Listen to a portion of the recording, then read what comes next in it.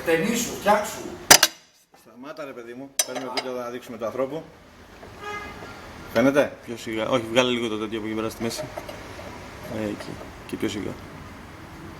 Τον Μπόσκο δεν φαίνεται αυτό? Ναι, σιγά. Α, αυτό. Έλα, πάμε από την άλλη. Απ' την άλλη είναι λιγότερο. Σιγά. Βλέπεις? Πιο σιγά.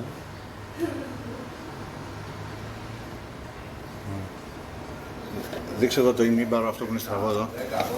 Πόσο το δείξεις εδώ? Κοίτα. Είναι στραβό, βλέπεις που έχει στραβώσει. Και έλα και από εδώ. Ναι, φαίνεται. Και από εδώ, δείξτε και εδώ έτσι. Εδώ. Το ημίμπαρο. Ωραία. Πάμε πίσω. Δείξε εδώ τα και τα μόξερ που είναι... Βλέπεις που έχουν σκάσει. Και αυτό από εδώ.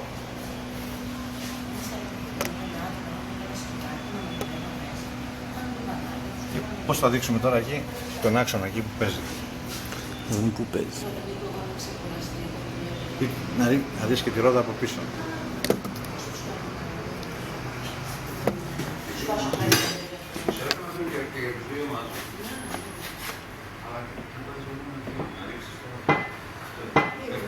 Έλα να δεις και, έχεις και εδώ τη ρόδα. Από πίσω έτσι πώς φαίνεται. Θα το βάλω κάπου σταθερά λίγο.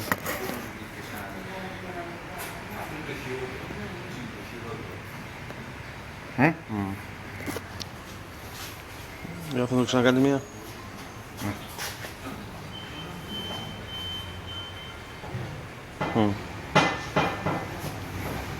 Και να δείξω τώρα και το λάστρο εδώ.